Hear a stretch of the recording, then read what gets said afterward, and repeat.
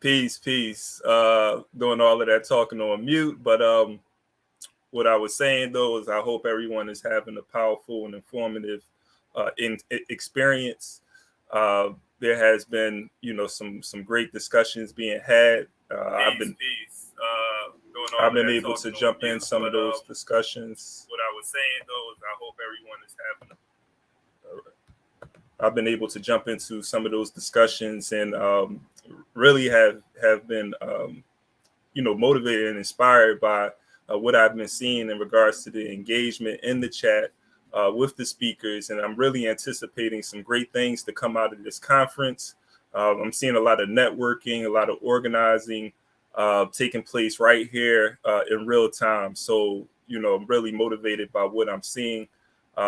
Some of them, shout out to the session. I was in the All African People's Revolutionary Party session, which was very powerful. Talks about really touching on the theme of this conference, the abolishment of neo-colonialism. Seeing the youth in that session, Brother Rafiki, Ezra, and Tunde, just wanted to shout y'all out because I was really, really inspired by the discussion that was taking place in that particular session as y'all was breaking down colonialism, neo-colonialism, and what is needed to bring about the revolution in regards to a unified Africa and African people.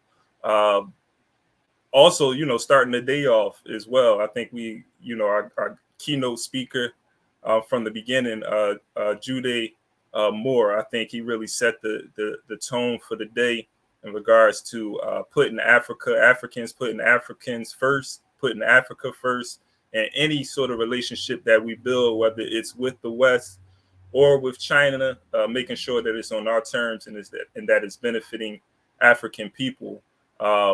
Also had an opportunity to jump into Chairman Fred Hampton Jr., who is part of a great legacy, but is also building a legacy of his own as the chairman is doing, carrying on the work of his father, but carrying on the work of our ancestors in regards to fighting for the liberation of African people. So just want to appreciate him as well. I was able to jump into some other sessions. I just want to sort of just like highlight what's been happening today. Had an opportunity to jump into Dr. Shabazz, Brother Shabaz's session as well. Appreciate what he was bringing as well, talking about the importance of having an African-centered approach. His session, Killing Karl Marx and Why Dead Crackers. So I didn't have an opportunity to see it all, but again, like everybody, if you're just joining us, you're going to have an opportunity to look at all of these sessions for the next 30 days by just going to the replay. And that's the great thing, about this platform that I love. So if you missed anything, make sure that you check out those sessions from the 21st to the day at your leisure. And so I'm going to introduce our next speaker just to give a little something. Excuse me, y'all. I'm just reading something. Okay. All right. So I'm going to introduce our next speaker, our next keynote speaker for today. We have Obi Egbuna Jr. Obi Egbuna Jr. And Brother Obi is activist, educator, playwright, producer, journalist, organizer, and revolutionary, and founding member of the executive director of Mass Emphasis Children's History and Theater Company. He joins the show to discuss his diagnosis of the movement, the importance of revolutionary Pan-Africanism, and much more. And his, title of his presentation is Revolutionary Decolonization, Eradicating Neo-Colonialism, and Eliminating Social Democracy Masking Agents. And so is Brother Obi ready to join us? All right. Yes. And I actually, I had an opportunity to hear you speak before. I didn't even put it together, so I'm looking forward to hearing your presentation. So thank you for joining us. Thank you. So it's on me. Everyone's ready. Okay. Um, it is an honor beyond description to be with all of you today. I want to begin by, as Zimbabwe is our landing space in their national language, Shona. Congratulations, it said Makoro Koto. So Makoro Koto to Sister Tierney, Sister Hattie, and all of those who organized this process and this assembling in the form and the manifestation of a convention. One of the most beautiful characteristics of history is the responsibility and the challenges that it imposes on us all the time. And for that reason, the challenge that has been imposed to the organizers and to the participants is what the follow up is going to be. The great Pan African giant and fighter, humble and selfless servant, Kwame Ture, used to end every presentation he gave, regardless of where it was, at home and abroad, by saying, organize, organize, organize. So, in that spirit and in that vein, we want to say, follow up, follow up, follow up. So, for those presenters who may have been under the illusion that this assembling was simply about showcasing your intellect and your vocabulary, think again. That's not what this is about. For those who already giving critiques of what they feel this looks like, think again. Remember, it took us 45 years before we got the type of Pan-African Congress that led to the dismantling of settler colonialism, where the foundation was laid. So you can't talk about Manchester in 1945 and not talk about the first four efforts. These things take time. I also am here. I'm glad because this year marks 20 years of service in defending the territorial integrity and sovereignty of Zimbabwe. So I'm happy that Zimbabwe is the springboard and have done that in three organizational capacities. An organization called the Pan African Liberation Organization, which ended in 2007. I've been the U.S. correspondent to the Herald, Zimbabwe's national newspaper, since 2008, but writing for the paper since 2006. But today, I primarily speak to you as the external relations officer of the Zimbabwe-Cuba Friendship Association. And that is an honor beyond description as well, because we were recruited into that organization by the Cuban ambassador to Zimbabwe at the time, His Excellency Cosme Torres Espinosa, who has the distinction of being the highest ranking Cuban diplomat to be deported from Washington, D.C., under false charges of espionage. So when I went to Zimbabwe for the first time in 2006, 16 years ago, that was the first meeting that I had. And when I told him that I'd be living in the country for a while, he immediately, based on our work in Washington, insisted that I join that organization. And they gave me that responsibility 6 years ago. And part of our presentation, and this won't be a formal presentation, I'm just going to go over some points. And it's going to be a lot calmer than you would expect for people who have heard me present before. So we also are humbled by the historical space that we are in of this assembling. This is the 50th anniversary of the passing of Osajifo Dr. Kwame Nkrumah, who left us on April 27, 1972. This is the 100th birthday anniversary of Ahmed Sékou Touré, the leader of the Guinean Revolution, the first president of Guinea, who was in that capacity from 1958 to 1984. And also, this is the 30th anniversary of the Day of the African Child. So the fact that we are here centered around those developments, we're happy, humbled, and ready to share some very important things with you. In relationship to the theme, and what I will do throughout the presentation and the time that I have, I will use Zimbabwe as a backdrop, addressing different points that we are dealing with and are going to deal with for the purpose of putting them in context and what have you. To smashing, eradicating neo-colonialism. It is nice.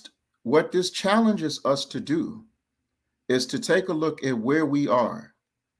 Proclamations, when we assemble, are nice, necessary, and represent vision.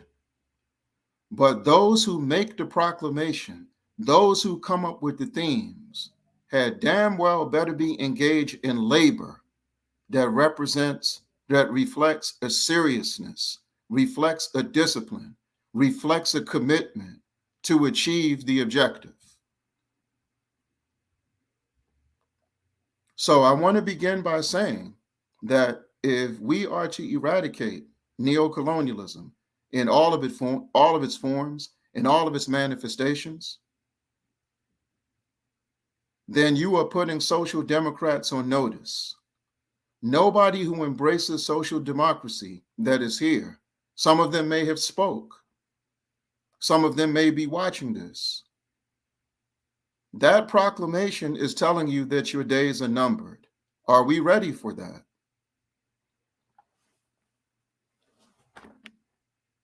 For social democrats to say that they're eradicating neo-colonialism or they're focused on that, that is the equivalent of 21 years ago when US imperialism said they were leading the war on terror, the Bush administration to be precise. The only contribution that a US president can make to eradicating global terrorism, a member of US Congress, a member of the Senate, a member of the US Armed Forces, is to take their own life. So when a social democrat says that they cannot exist without neo-colonialism, they flourish in that type of atmosphere. And some of the different, and since we put so much emphasis on visibility and not impact, let's give some examples of that, some historical examples. Because when somebody embraces social democracy, these are the type of activities that you can depend on. One of the most influential organizers in the civil and human rights movement in the United States was Bayard Rustin, one of the original people to call for the March on Washington in 1941. But by the time the 1970s comes around, he's a born-again social democrat. And when he embraced social democracy, he supported UNITA, the CIA-trained mercenaries in Angola, working for regime change in Angola. And the reason that he gave was, he said, to stop the rise of Cuba's influence in Southern Africa's political direction, the region.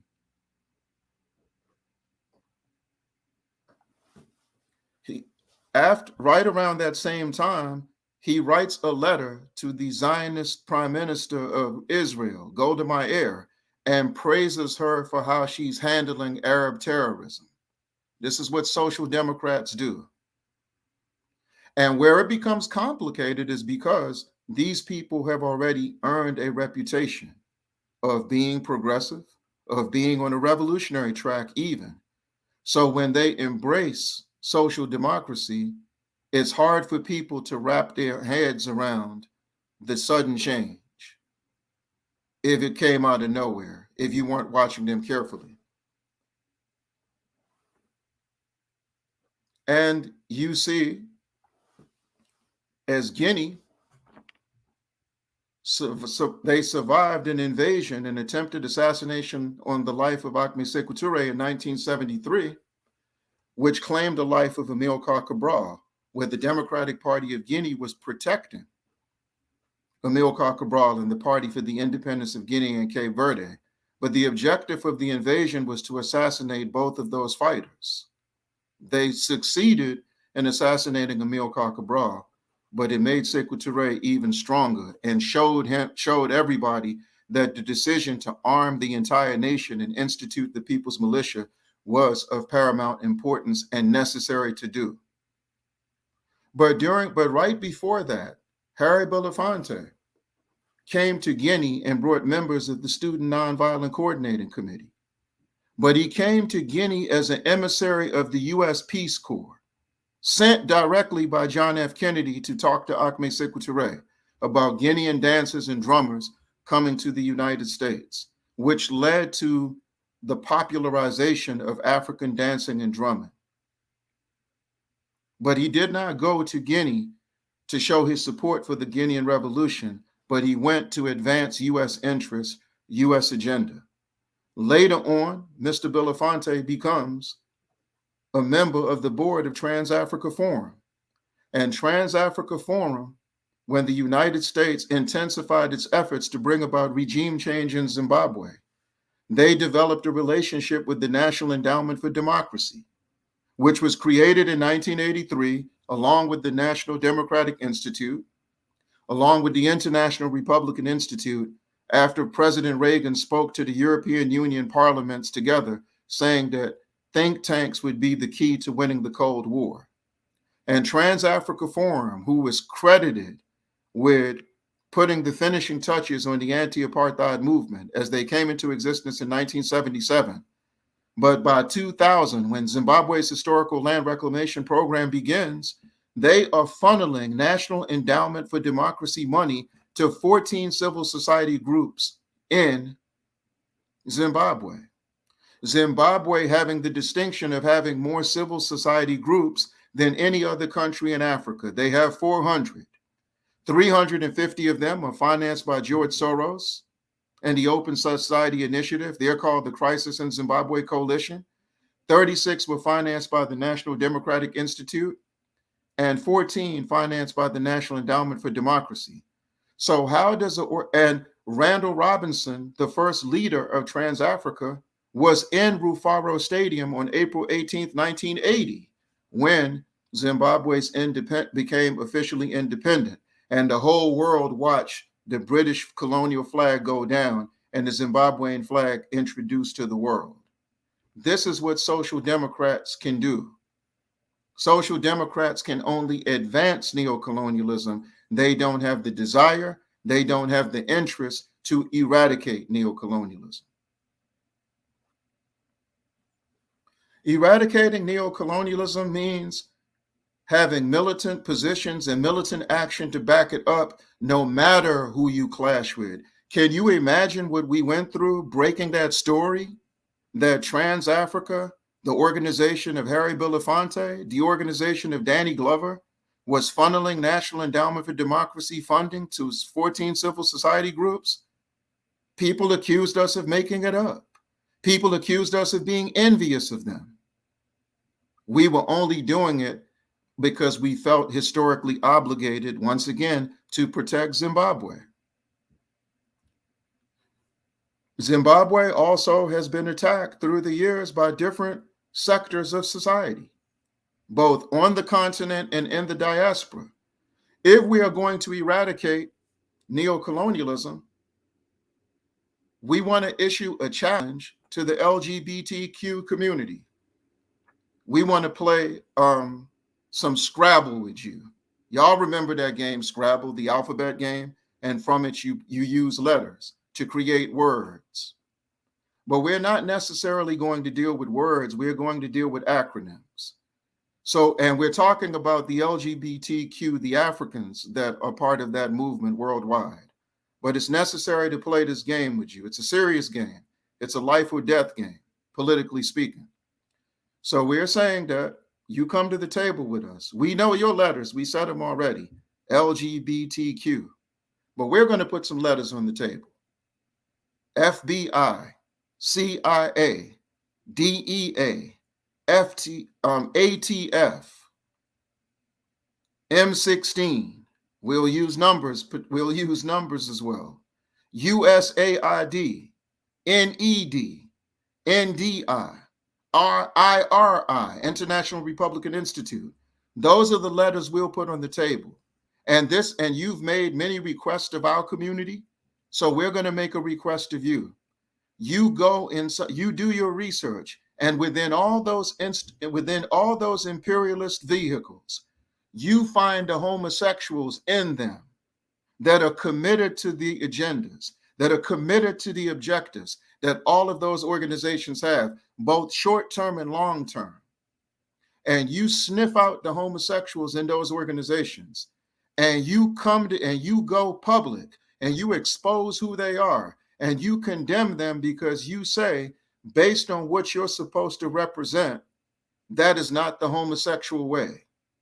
You don't believe in regime change. You don't believe in neocolonialism. You don't believe in imperialism. Oh, and I left out Mossad. That is the Mossad. That's the intelligence agency of Zionist Israel. Go and find the homosexuals in there, and you tell them that slaughtering Palestinian babies, Palestinian children, Palestinian women, voting to maintain the blockade on Cuba, that is not the homosexual way. You are peaceful. You are compassionate. And if you are not willing to do that, because many people in the LGBTQ, the different organized formations that hold up that banner, you say that you're social democrats. So if you believe that neocolonialism is a threat to all humanity, then we expect you to answer that challenge.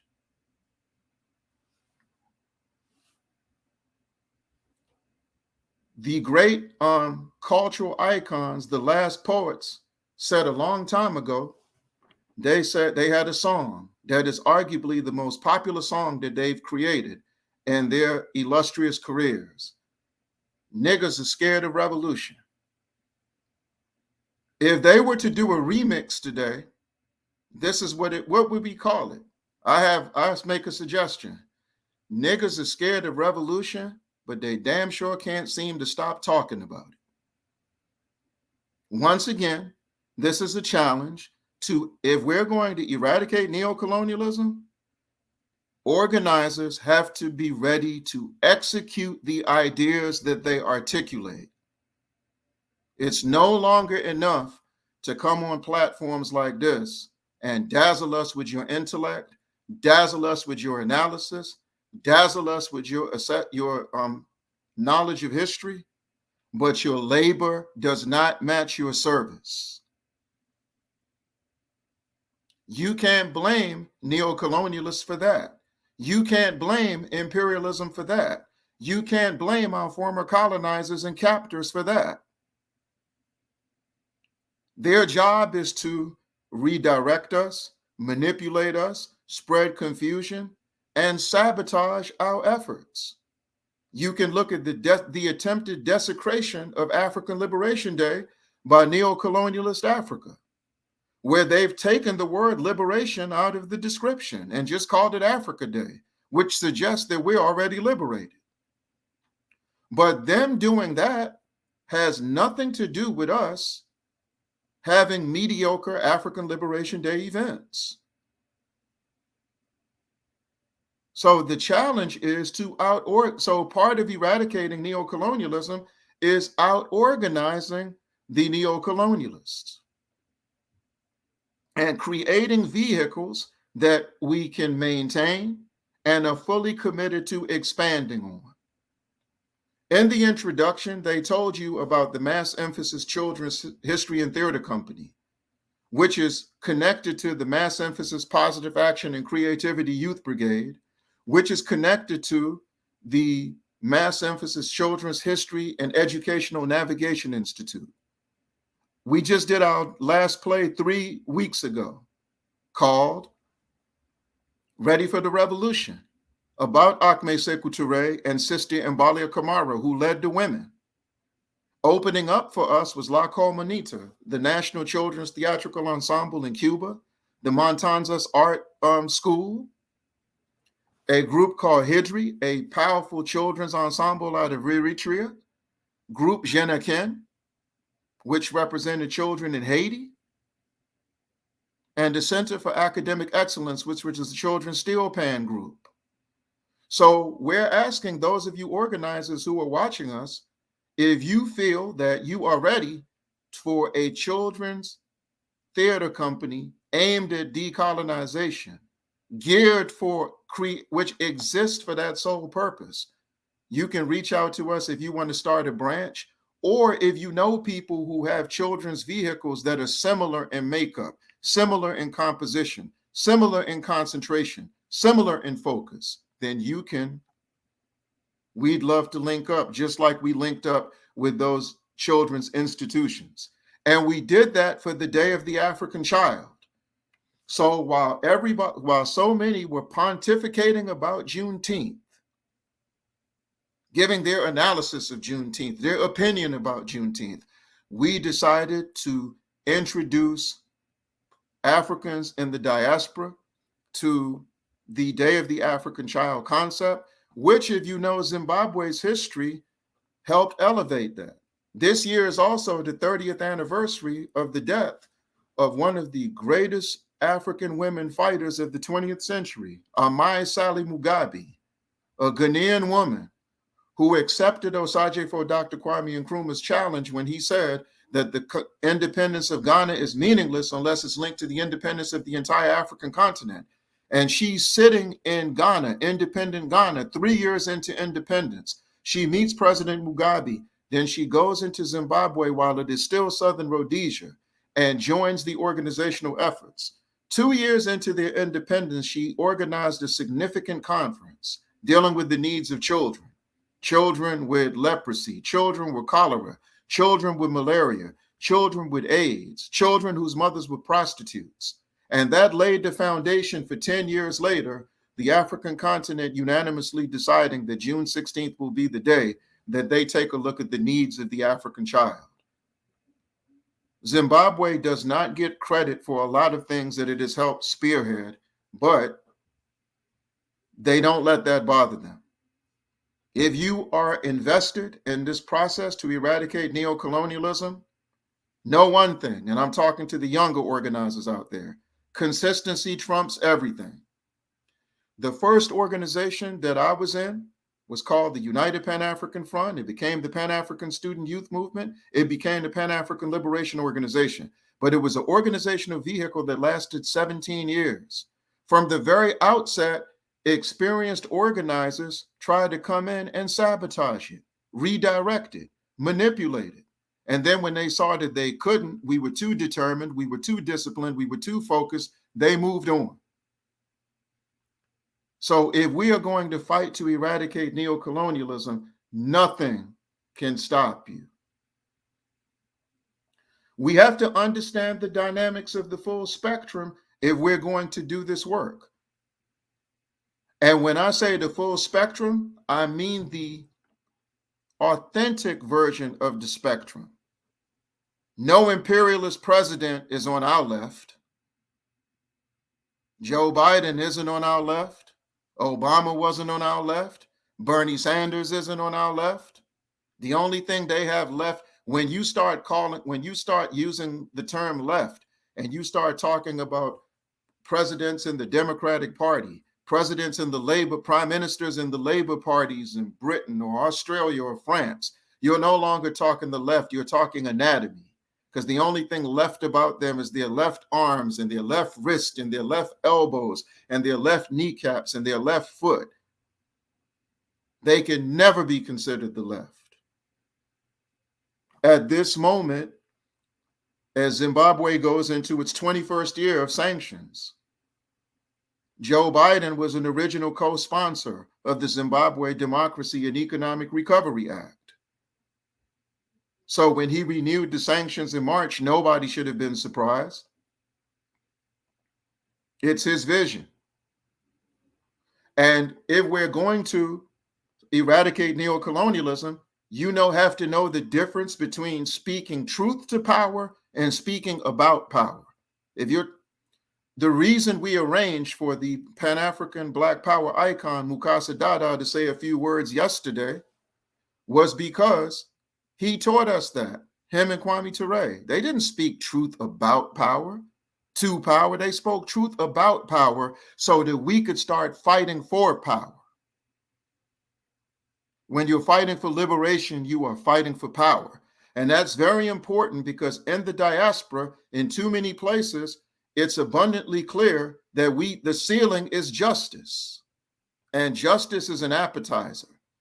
And in the name of all the fighters that we gain inspiration from, we owe it to our people to fight for the ultimate objective, even if we don't live to see it. And you are in wonderful company if you've arrived at that sentiment.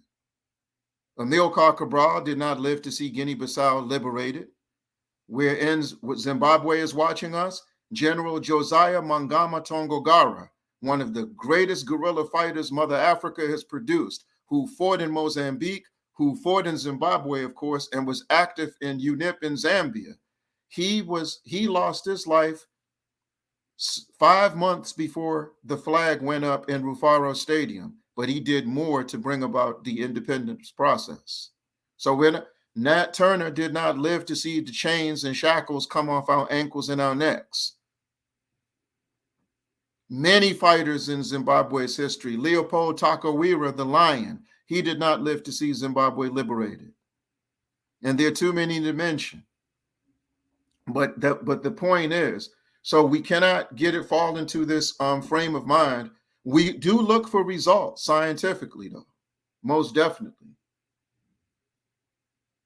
And dealing with this part of the spectrum is to understand that many of the things that we see have been pushed by what is considered the ultra left. And we don't take credit for it. Many people's point of reference to fighting against Zionism is the United Nations Conference Against Racism and Xenophobia and other related intolerances that took place in Durban 21 years ago. 12 years before that, in Tripoli, Libya, in November of 1990, the Worldwide African Anti-Zionist Front was born. And organizations who took the aggressive statement and pushed it forward to let the world know that Palestinian solidarity is a must, but it's only the tip of the iceberg for us. Africans have a bone to pick with Zionist Israel because they refuse to recognize Algeria's sovereignty. Africans have a bone to pick with Israel because they refuse to recognize Tunisia's sovereignty. Africans have a bone to pick with Zionist Israel because of their role in maintaining colonialism in what's called South Africa, in Zimbabwe, in Namibia, and Angola, and Mozambique. And Zionist Israel is the only other nation on earth that still feels the blockade against Cuba must be maintained, which is nothing but their tribute to Adolf Hitler.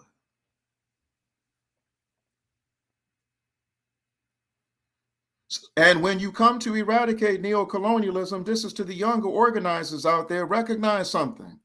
Those who talk the loudest and make the boldest proclamations are not necessarily going to be the ones who do the work for this goal to be achieved. We remember when we were building the African Anti-Zionist Front, we were the youngest people in the process, our organization.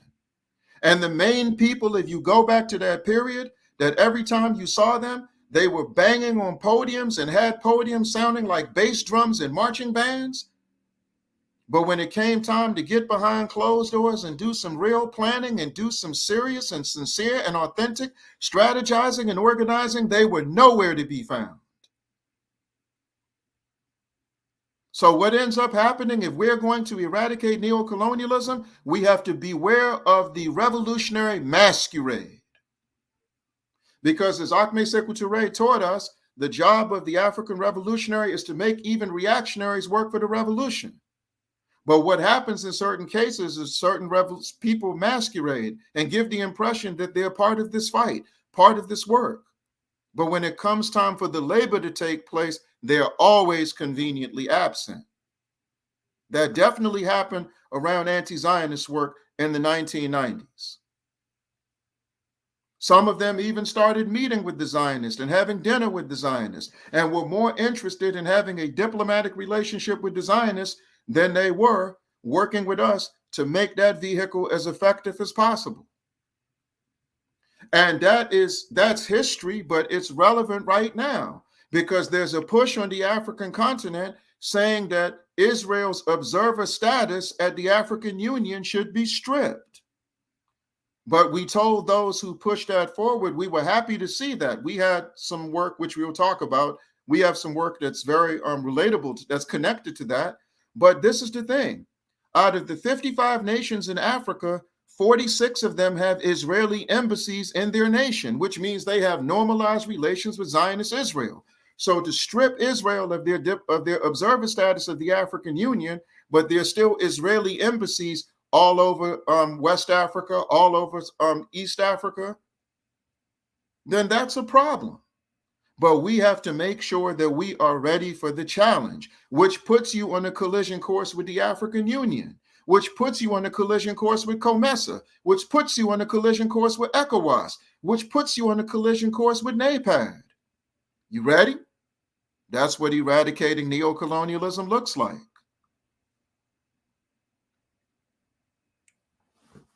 This is not intellectual showboating, is not a prerequisite for this.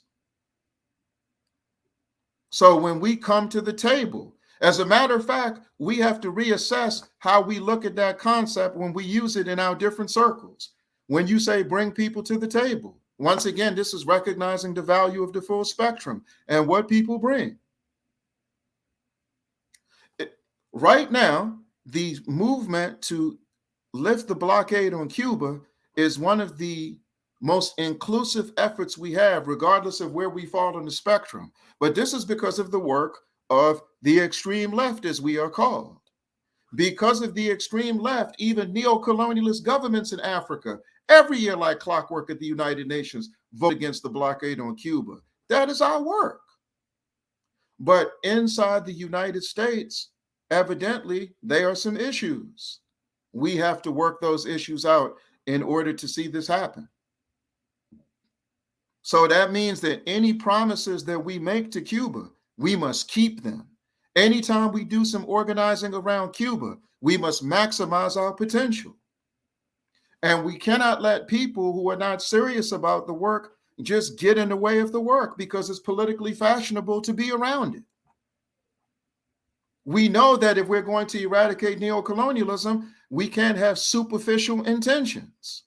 Many used to go, because how is the blockade with 152 nations voting against it and only Zionists in Israel and US imperialism seeking to maintain it, how does it still exist? And when you take a look at Cuba's relationship to Africa, we have more to say and more to do than anyone else. The same way that no matter what happens with Palestine and Israel, we have to play a role in making sure that Zionism is eliminated once and for all. The same thing, the same attitude, the same discipline, the same focus. And our projects, our campaigns, and our initiatives will reflect that. Not necessarily when we assemble at events like this, because people can say what they, because one of the things that has become fashionable and become common and become the political norm is expressing your displeasure with something. Just because you express your displeasure with it doesn't mean you have an intent of investing in labor to deal with it the way it needs to be dealt with. We're not playing about the eradication of colonialism. And one of the things we have to recognize is the Pan-Africanization of neocolonialism is real. And this is why we say we must go from Black excellence to African resistance. And for those who can't handle that, you have an option. One-way tickets to Wakanda, Zamunda, or Ghana. Did I say Ghana? I don't mean Nkrumah's Ghana. I mean Akufo-Addo's Ghana, the current setup in Ghana, where Brother Malcolm in his autobiography, when he describes his historical encounter with the Osagifo, which was his second encounter because he met him in New York City in 1960. So when he went in 64, it was a follow-up. And at that time, one of the things that we recognize is what Nkrumah did. You can look at what Akufo-Addo is doing. And because of Nkrumah's impact on Ghana, not all of Africa, we know that, not the diaspora, we know that, but Ghana. And that's important because imperialism told us that he was negligent when it came to the affairs of Ghana. So you weren't supposed to know about the 68 factories built in 9 years. You were supposed to overlook the hydroelectrical dam that not only gave Ghana all its electricity, but gave electricity to Benin and Togo as well. The roads in Ghana were better than the roads in the nation of their colonizer.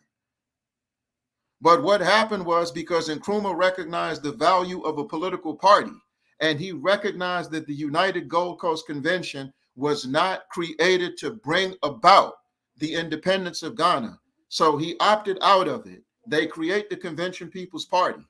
But jealous people inside the United Gold Coast Convention began to work for the Osage-Fo and the Convention People's Party demise from the moment they walked away from it in 1949. And by 1960, when the Constitution changes, two men, Pa Willie is what one of them are called, and Danquah, J.B. Danquah, one of the Ghana Six, both of them were. They created the first political party to run against the Osage-Fo. So, but Akufo-Addo still exploits the strategic brilliance of the Osage-Fo, telling you to come home to Ghana, but not to come like the original repatriates, not to come like Julian Mayfield, not to come like Tom Felix, not to come like W. Alpheus Hutton, not to come like Shirley Graham Du Bois, whose idea it was, according to history, to have a repatriate community that would contribute. Not to come with that attitude, not to come with that focus, but to come to contribute to the exploitation of Ghana and the exploitation of Africa. Civilian neo-colonialism, helping a neo-colonialist regime.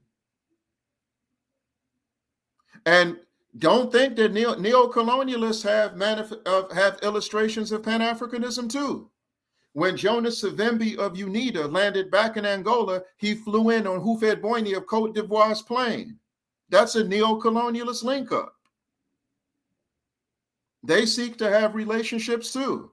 When the Congressional Black Caucus and the Movement for Democratic Change planned the demise of ZANU-PF in Zimbabwe, that is a Pan-African linkage, but it is a neo-colonialist linkage, a reactionary linkage, a disgraceful linkage. But Akufo-Addo has exploited this, and while he's got people thinking that them going to Africa is helping the process, they don't celebrate African Liberation Day. Is no longer a holiday in Ghana. He changed Founders Day from the Osage-Fo's birthday to when the United Gold Coast Convention was founded, in the midst of you just being there. And as Maurice Bishop told us when he took power, when the New Jewel movement took power in Grenada, he let it be known, tourism cannot drive your solidarity. And Africans coming out of the United States with no exposure to settler colonialism, where were they going to learn it? In schools, at home, in cultural centers, in recreation centers? No exposure to this. So their communication with Ghanaians are in these propositions. Clean my toilets, cook my food, wash my dishes, go and start the car. And you see the behavior of Africans in the diaspora when they visit home. And don't get us wrong. We want your passports to have more stamps than Tekashi 6ix9ine and Lil Wayne have tattoos. But at the same time, there are ramifications and implications for what you do when you're on that continent, wherever you may be. If you're in Kemet/Egypt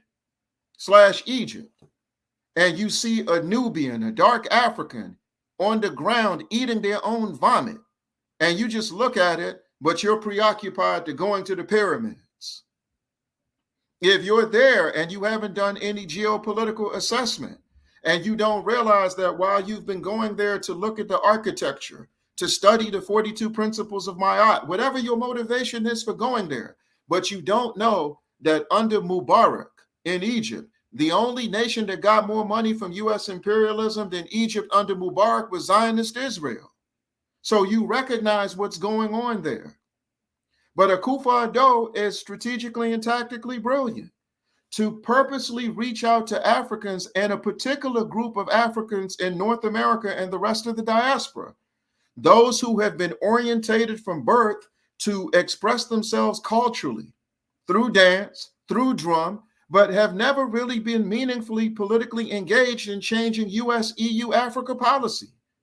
So you can get them to come to Ghana and contribute to a neo-colonialist paradigm, to commit to advancing neo-colonialist objectives, advancing the objectives of the Corporate Council in Africa or the Council of Foreign Relations. It's easy because they've never been exposed. To advance the objectives of the United States Agency for International Development, the most dangerous organization in Africa. Their work made it possible for AFRICOM to be reintroduced, for AFRICOM to be introduced by the Obama administration. They tell the State Department what nations their mayors in the United States should have sister cities with in Africa. They screen African business people who want to come here and do some networking to find some short-term solutions to the economic challenges in Africa. That one organization. This is why the mighty people of Eritrea were the first ones to expel them from Africa way back in 2005, the great Isaias Afwerki. If we're going to eradicate neo-colonialism, we have to let people amongst us know, some of these social democrats, some of their behavior will not be tolerated.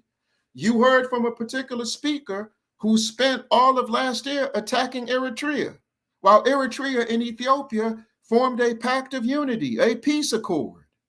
And if you're from Nigeria like I am, and you remember my father wrote in Pan-Af books, which is how he got to meet Osagyefo Dr. Kwame Nkrumah to Shirley Graham Du Bois. He wrote a pamphlet called The Murder of Nigeria, highlighting the fact that during the Igbo-Biafran War, we lost 1 million people.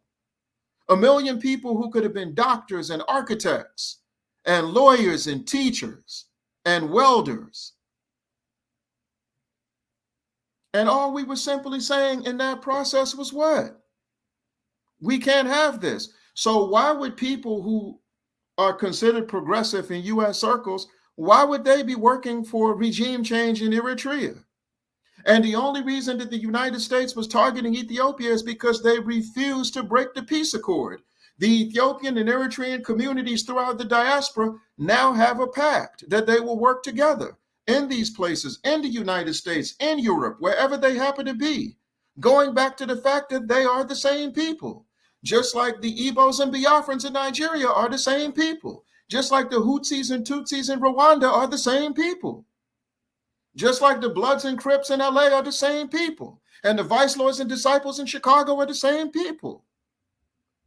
So it is only a social democrat that will work to bring neo-colonialism to Eritrea.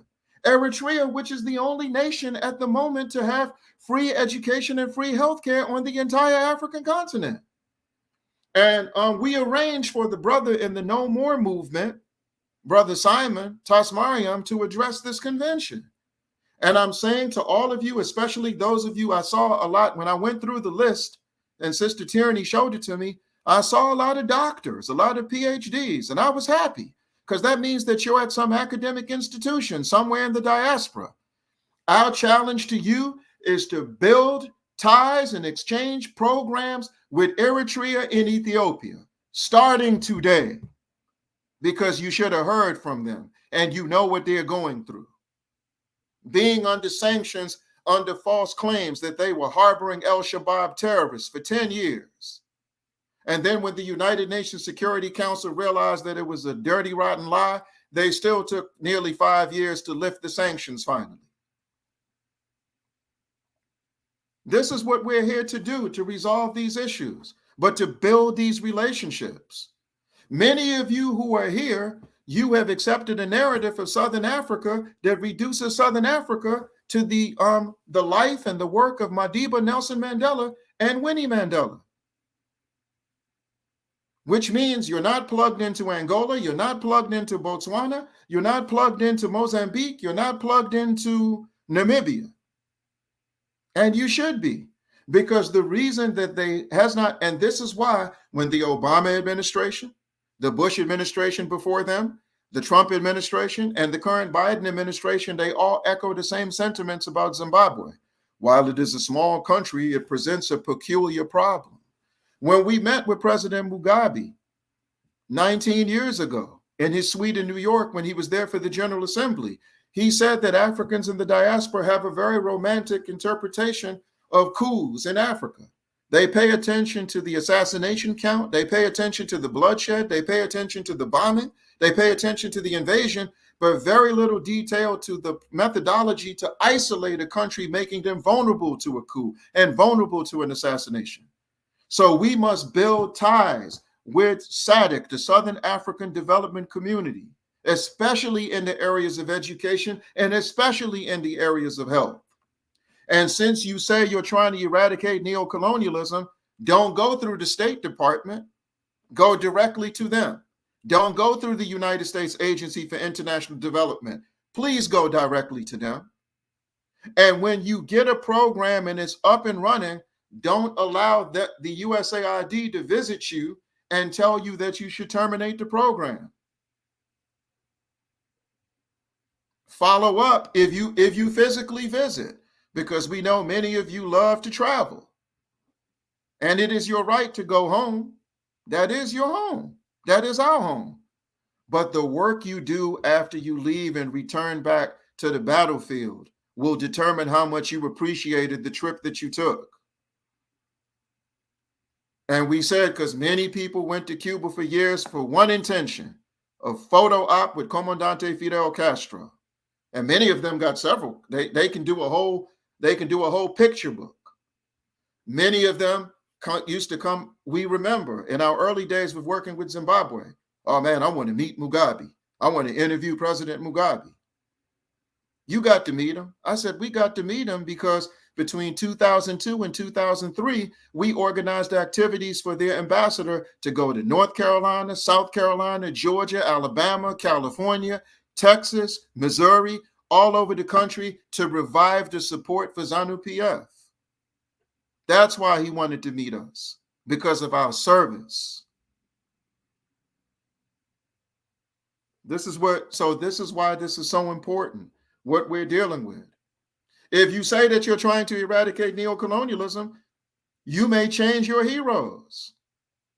Some of you who probably heard what we said about Harry Belafonte today, you can't believe it. We have no reason to lie. Harry Belafonte sings a song called Hava Nagila, which was the celebrating of the Balfour Declaration, which was responsible for bringing Zionist Israel into existence. He brags about popularizing that song. Yet he knew Mandela on a first-name basis. He knew Samora Machel on a first-name basis. He knew Sekou Touré on a first-name basis. But his loyalty to Israel is stronger than his loyalty to any of those nations.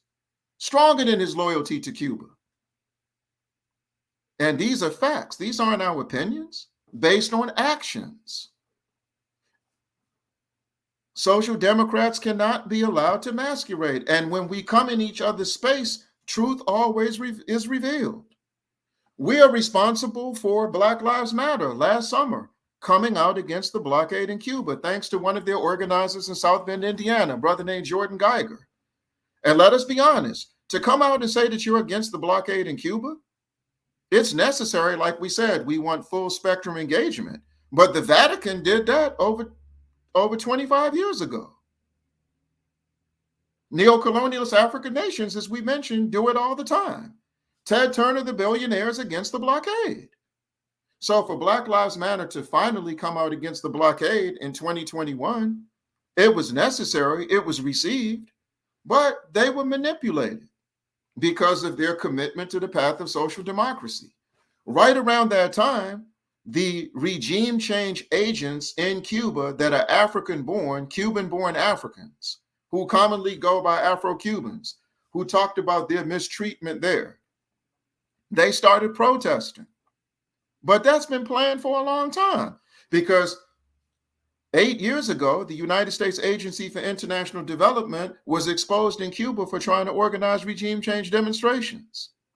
15, 16 years ago, one of your speakers at this convention, I don't know if he spoke about it, but Dr. John Trimble, he'll verify what I'm about to say to you. He took a handful of students from Howard University to Cuba. And without him, the Ralph Bunche Center on Howard University's campus, which we'll talk about in a second, they got all those students together and gave them a list of people to see in Cuba. How do they know? Well, how did they meet them? How do they communicate with them? What did they communicate about? But that is Howard University, because at this moment, Howard University takes pride in the fact of all the historical Black colleges and universities, they have the most Peace Corps volunteers. And as we know, the Peace Corps, the difference between the Peace Corps and the CIA is like saying the White Citizens Council and the Ku Klux Klan were different.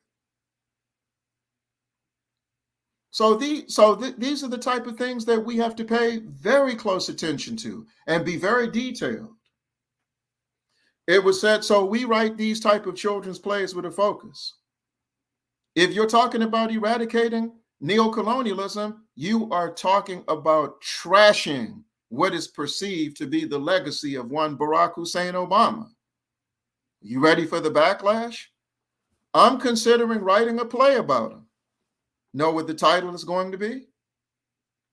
Niggas Bomb Africa Too. So we can go over the fact that Ronald Reagan only bombed Libya once on April 15th, 1986, taking the life of 2-year-old Hannah Gaddafi, that beautiful child. But President Obama, in conjunction with NATO, did it for 7 months in a row. Then we will pivot from that and talk about the Young African Leadership Institute, which he brought into play, where they target the young people in Africa that they feel will be presidents one day, that they feel will be senators one day, that they feel will be parliament members one day, that they feel will be health officials one day, and they bring them to Washington and train them. You know what that represents? No more Nkrumahs, who, as you know, came to Lincoln University for school. No more Amilcar Cabrals, who went to Portugal for school. No more Nnamdi Azikiwe's in Nigeria, who is the father of the anti-colonial movement in Nigeria, who was the one who persuaded Osajifo Dr. Kwame Nkrumah to go to Lincoln University. He went before him. No more Maurice Bishops, who went to London to study law at Gray's Inn and goes back and leads the most important revolution in the Caribbean since the Haitian Revolution in 1804 and the Cuban Revolution in 1959. The Young African Leadership Institute, what he set up. He wrote a letter to George Bush in 2006 when he was the lowest ranking member of the Foreign Relations Committee. And he said, don't lift the sanctions on Zimbabwe until the dark cloud of Robert Mugabe and ZANU-PF has been ousted from power. We were the first ones to expose that article. When the inclusive government began, when Zimbabwe sat down with MDC and they formed an inclusive government, when they came to Washington, they excluded the ZANU-PF representative. We got into the meeting and he canceled and he did not allow the media there to ask questions about Zimbabwe to him and Prime Minister Morgan Tsvangirai. We broke that story and they barred the former foreign minister and minister of tourism and hospitality from Zimbabwe. If we're going to eradicate neocolonialism, when you travel to Africa, when you travel to the Caribbean, when you travel to Latin America, you have to go to the places that represent the most genuine anti-imperialist resistance. You can't go to the safe havens. Go to Zimbabwe and see Zimbabwe for yourself. Go to Angola. Go to Mali. Go to Eritrea. And like I was saying earlier, every one of you should be looking to build those relationships with these places. They've earned that right. As follow-up, we have to engage Cuba, not just about the Cuban Revolution, but Cuba is the current vice chair of the United Nations Special Committee on Decolonization. And they are things that we can put in place. When it comes to Zimbabwe, we already know that part of the sanctioning on them is part of a broader isolation process. In 2002, the United States and European Union tried to free Zimbabwe from getting the resources from Global Fund, which was set up to assist African nations in the fight against HIV, AIDS, and tuberculosis, even though they've had the most significant HIV, AIDS reductions in Southern Africa. And the Canadians and the Danish pulled out of Zimbabwe. And the health minister at the time, Dr. David Paranyatwa, told me, he asked them why. He said they were told by their government because of the land issue. So because of that process, we exposed that in the United States. And going back to the LGBT thing real quickly, it was a homosexual named Phil Wilson who was head of the Black AIDS Institute. And we took the Zimbabwean ambassador at the time, Dr. Simbi Bubako, to Milwaukee to the NAACP's convention. And when he spoke about how their applications were denied on the second round, third round, fourth round, sixth round, this man came and said that It wasn't because of their political decisions, but it was because they mishandled the funds. This is very important to know. So humanitarian aid is used as a weapon. We're talking about neo-colonialism. We hope those of you who have never had Osajifo Dr. Kwame Nkrumah's book, Neo-Colonialism, The Last Stage of Imperialism, we hope that the United States have planned to give Ghana $33 million in humanitarian aid. In humanitarian aid. And what ended up happening is, because of the focus of the book, they did not give aid. And you already know that, especially during the Obama administration, humanitarian aid, more than ever before, became an instrument of bribery. So when we come to talk about investing in Africa, many of our people are investing in the neo-colonialist process because of a neo-colonialist paradigm. We recommend something that we all can invest in. Cuba's work in Africa in the medical field is nothing short of exemplary. They have 4,000 doctors positioned throughout the African continent. And when they are not training sick people, sisters and brothers, they are working with the young people who let them know, I have no desire to go to France. I have no desire to go to Germany. I have no desire to go to Paris or Washington or New York and live the life. I want to stay in my nation of birth and deal with the hardships because I feel I owe that to my people. And those are the children that they train. Those are the youth that they train. So the time has come for us to invest in a resource pool to help them in Africa. And the nations where the communities are most interested, we have some people in Guinea interested, Nigeria, Zimbabwe, of course, South Africa, of course, Liberia. So these are the practical things that I'm talking about that can be done. When we come to say we're eradicating neo-colonialism, we are clear that we're going to be attacked. Zimbabwe has been attacked just as much on the left as the right, talking about the spectrum. Zimbabwe and Eritrea have been accused of buying weapons from AFRICOM, if you can believe that. So the United States is going to, at a time where they're aggressively pursuing regime change in both of those nations, they're going to sell them weapons under the table. And based on solidarity, isn't it a courtesy that Zimbabwe and Eritrea should get? This is where self-hatred begins to affect people's judgment. Or when you're a social democrat and your politics are dictated by the fear of a burning stomach, you make these reckless mistakes. I know one thing for sure. If that was Cuba, if people saw a document that Cuba was buying weapons from the United States, or Venezuela was buying weapons from the United States, you know what would have happened? The solidarity workers would have went to the Cuban diplomats and said, excuse us for disturbing you. We know this is outrageous, but look at this document. And the Cubans would have said nonsense, and they would have left it there. But because it was Zimbabwe, because it was Eritrea, they thought they had the latitude to publish that. You might as well go to the CIA. What's next from the Social Democrats? To take the information from the CIA fact book? The CIA now has a research initiative called the CIA Fact Book that they put all over social media. And this is their geopolitical breakdown of every nation in the world. Are we now going to take what they say about Zimbabwe, what they say about Eritrea? So what I'm saying is, if we're going to eradicate neo-colonialism, it's going to take some labor. It's going to take some service. And I'll close before we start Q&A by talking about when we say come to the table. Coming to the table has been a subjective process. I don't think we should talk about seats at the table anymore. I think we should talk about the work. So what happens is we stand around the table and we put our work on the table. And the work that makes the most success, the work that's had the most breakthroughs, the work that's had the most results, whether it comes from someone that you love whether it comes from someone who, for diplomatic purposes, let's just say, isn't your cup of tea, but you know that it can be verified, you know it can be confirmed. Those are the steps we have to take towards eradicating neocolonialism. Thank you very much. I'm ready to do some Q&A with you now.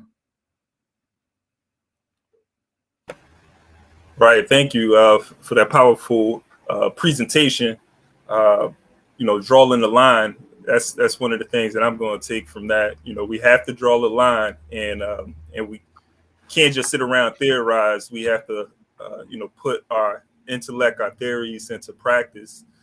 So it is a couple of questions from the chat that I'll read off to you. The first question is, can you explain what makes someone a social democrat and give specific examples? That was from an anonymous person. Which is fine. I gave one and I'll give it again. When Trans Africa Forum collaborated with the National Endowment for Democracy to bring about regime change in Zimbabwe. The National Endowment for Democracy was created in 1983 to be an imperialist think tank to help them gain leverage in the Cold War. Another example is when Black Lives Matter organizes a teach-in on Cuba. That's what we talked about earlier, but we delved into something else. So they told us that they were going to have the teach-in. And then when they started talking to these regime change agents who were African in their biological makeup, the focus went from fighting against the blockade to talking about racial developments. And so what happened was, because of the presentation that we gave, because they blamed us, and all we said was this: we said that the same way Mobutu and Lumumba are Congolese. One is a fighter for African liberation. One is a disgrace to the African continent. You make a distinction, even though they're Congolese. You make a distinction between the Africans who fought in ZANU-PF and ZAPU for the liberation of Zimbabwe and those who fought with the Rhodesian Sulla Scouts to help Britain and Rhodesia maintain colonialism. You make a distinction between the Africans in Kenya who fought with the Mau Mau, the Land and Freedom Army, and the Africans who fought with the King's African Rifles to maintain colonialism. And because we said that, and we said that when it comes to diplomatic engagement, Cuban diplomats are as comfortable with U.S. senators and U.S. congressmen and congresswomen as comfortable as a child is in a room full of pedophiles. And because we made that comment, Black Lives Matter decided not to send the video of the whole teaching to Havana and have not made it public. So those are some examples of what I'm talking about. When social democrats, or when you have organizations that make false claims about Zimbabwe and Eritrea buying weapons from AFRICOM and never gave the Zimbabweans and Eritreans the courtesy of going to them face to face to ask them, was it true? Those are my examples. Right. Thank you. There's another question from Brother Shakara. Sorry about that. Yeah, from Brother Shakara. He says the situation in Ethiopia and between Ethiopia and Eritrea is very complex. It's a very complex one that seems to have split the Pan-African world, even those of a revolutionary perspective, such as some consider Abiy Ahmed to be progressive, some do not, and many Aroma activists consider him to be a neo-colonial. Can Brother Obi share his perspective on this? Our motivation for dealing with that process is simple: defending the territorial and sovereign integrity of Eritrea. What's going on in Ethiopia, that's a masking agent. The only reason they are angry at Abiy Ahmed is because he won't break the peace accord. He got the Nobel Peace Prize for that peace accord. How does he get the Nobel Peace Prize and President Afwerki didn't get it? Didn't it take two to negotiate? Not that he even wants it. But the point is, that's about defending Eritrea. We do not have a historical relationship with Abiy Ahmed's party or the government of Ethiopia. Our relationship is with Eritrea. We have been working with the Eritreans since the 1990s. The only adult play I have ever written and ever will write is called Guerrillas, Mothers, and Wives, paying homage to the sisters in Eritrea who fought in that guerrilla war, because 33% of the guerrilla fighters were women, the highest level of women's participation in a guerrilla war. So what Eritrea does, how they engage Ethiopia diplomatically, those are their internal affairs. We deal with that in relationship to how we stand and rally behind Eritrea. Right. I have another question. I didn't hear this, but maybe I missed it. It says, why do you still hold up Nelson? This is from Jadi. Why do you still hold up Nelson Mandela without qualifying him? Nobody held him up. We made a point. Matter of fact, since we're dealing with Zimbabwe, we'll tell you this. If Mussolini is the face of fascism, if Hitler is the face of Nazism, Bill Clinton is the face of white liberal platitudes and camouflage. When Nelson Mandela stood up and said at his 90th birthday party, there's a tragic absence of leadership in Zimbabwe, Bill Clinton was standing right next to him. Bill Clinton decided to use John Lewis's funeral to take a shot at Kwame Ture and saying that John Lewis's approach to the problems of African people is what he preferred. Of course he would.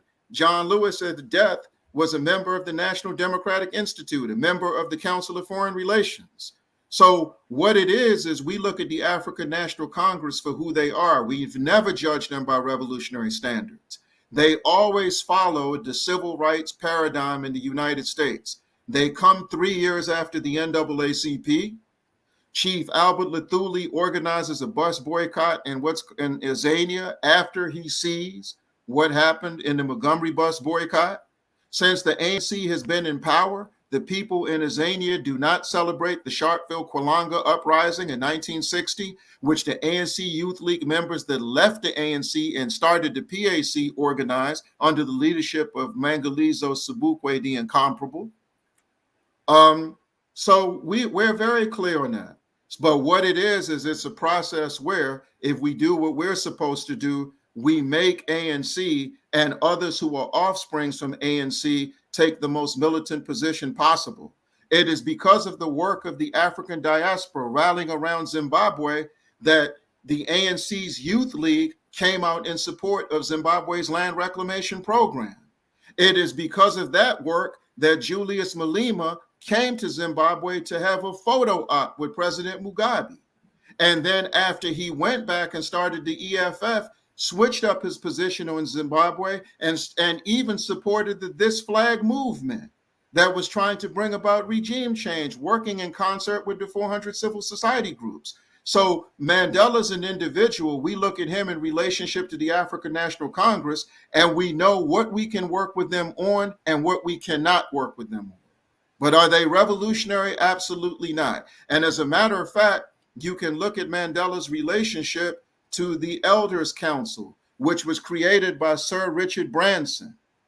And this was an organization that was set up. Mandela was a part of it. Samora Machel widow, who was also his widow, she was married to Samora Machel first, Gracia Machel Mandela, Kofi Annan, the former UN Secretary General, Jimmy Carter, all of them were part of that. And in 2008, they tried to force their way into Zimbabwe, saying that they were there to do a fact-finding mission.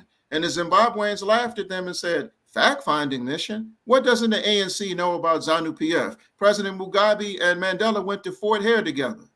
What doesn't Gracia Machel what does she need to learn about Zimbabwe? Zimbabwe sent 50,000 troops to Mozambique after their independence to prevent Frelimo from being overtaken by Renamo.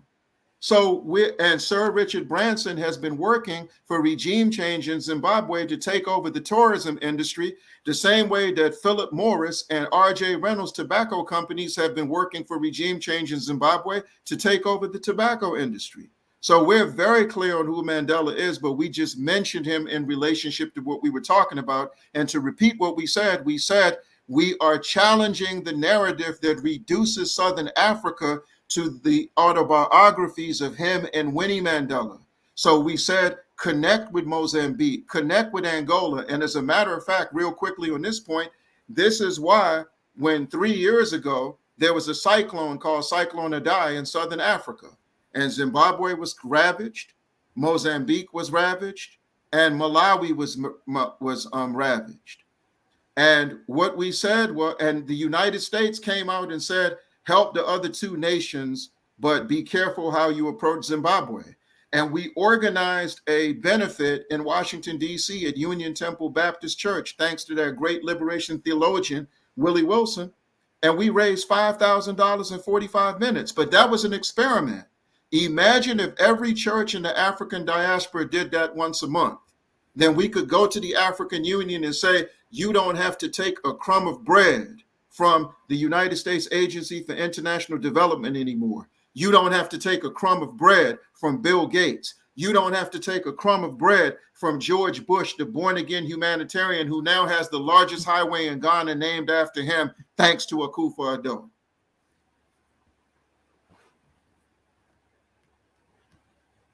Right. Look like you froze for a second. You're still okay. Got you. So I know we're supposed to transition. I have one more question though. I missed Ndugu Baruti's question earlier, so want to get him in. He had asked, "Thanks for." I think I can tie both of these questions in. So Ndugu Baruti asked, "Thanks for your comments and insights. How would you like to see so-called African Americans engage Zimbabwe or be a part of the country's economic uplift? Thanks in advance for your thoughts." And I'll just ask that question. Yeah. Well, since we've been working with them, it's not just about this is Ahmed Sekou Touré's 100th birthday all year long. So we're gonna say what he said. He said it is not the adaptation of political action to economic action. On the contrary, it is the use of economic activities for political ends. So if we can hook up with the Zimbabweans in the diaspora and tell them that we've got equipment for the Cuban doctors in Zimbabwe, that is a start. We had a brother named Chris Zamani, a doctor who completed the second part of his medical residency at a hospital in Zimbabwe. We have a brother there now named Sinclair Skinner, who has a Bitcoin project whose aim is to help Zimbabweans deal with the impact of sanctions as they're in their 21st year and have already cost them over $50 billion. So there are a number of practical things that can be done. But when many people talk about economics, they have to recognize something. The human resource is the world's most precious. The human resource determines what must happen. And when we come to look at Africa, many of us, because we don't want to go the socialist route, you have a selfish love for Africa. You love the gold in Africa, the diamonds in Africa, the coltan in Africa, the raw minerals in Africa more than you love the people. And you will do anything to the people to have access to those resources. That is what neocolonialism does. And as a matter of fact, this is why even with the question of reparations, it is reduced to a compensation issue, and you don't hear people dealing with the issue of land. So if we want to deal with this issue, these are the things that we have to look at very carefully and very critically, and look at the relationships that Africa is having. So for example, two nations that are mentioned often in relationship to Africa are China and Russia. Zimbabwe is China's strongest ally in Africa. So look at the look east policy that they have. And it goes back to when they gave them arms because the Soviet Union would not support them. And for those of you who did not know, there's a Russian Federation summit in October in Ethiopia where Vladimir Putin will be in Africa meeting with all the African nations, following up on some of their plans.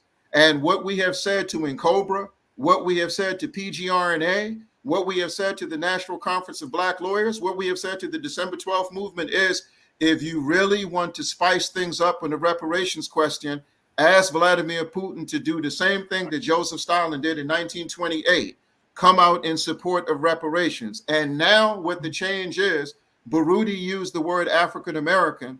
We cannot, if we're eradicating neocolonialism and going through an authentic decolonization process, we can give the Democrats and Republicans their definition of America back. We don't want it. Our definition of America says North America, South America, Central America, Latin America, the Caribbean, all the way to Canada, the full Western Hemisphere.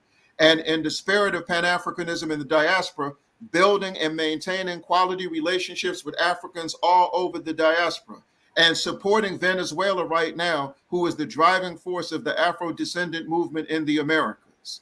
So whoever we deal with, if you want to deal with Zimbabwe, by all means, but don't just deal with Zimbabwe, deal with the rest of Southern Africa, ties with Mozambique, ties with Angola, ties with Namibia. They need the bond too. And that's important right now because many people's perception of Pan-Africanism, and this is an imperialist hangover, some of you have accepted that North Africa isn't part of North Africa. That's why when the Obama administration bombed Libya, there was a casual response in the diaspora.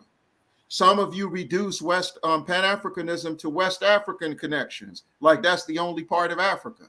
Southern Africa is the last part of Africa to be free from settler colonialism. So if we're going to eradicate neo-colonialism, it makes all the sense to build those relationships. Look at the list. Angola gets its independence in 74, 75.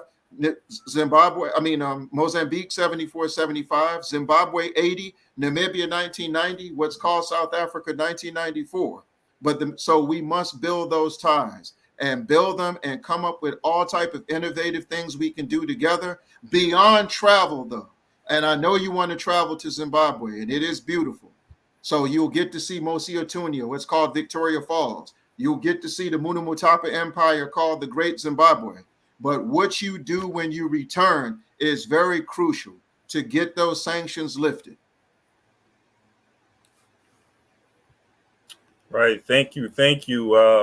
And apologies. I know a couple of questions popped up. Maybe we can save those questions for the next speaker. If it's relative to the discussion. Want to appreciate you, Brother Obi, for joining us and giving that powerful presentation.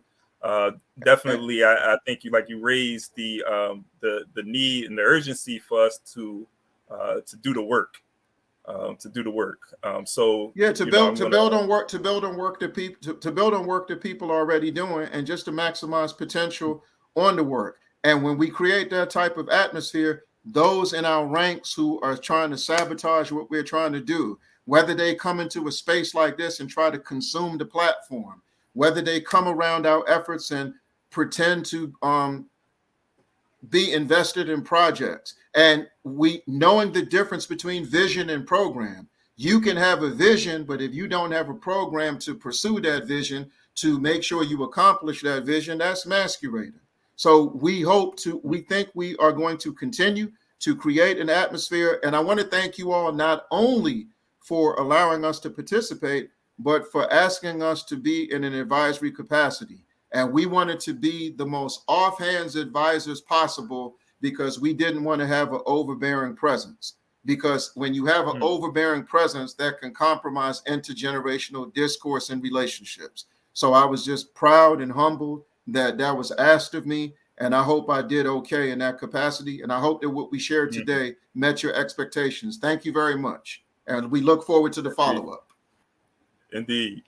And so don't go anywhere. We're going to go right into our next keynote speaker, Dr. Kehinde Andrews. And just a little background on Dr. Andrews. Kehinde is an academic activist and author whose books include Back to Black, Retelling Black Radicalism for the 21st Century. His first book was Resisting Racism, Race Inequality in the Black Supplementary School Movement,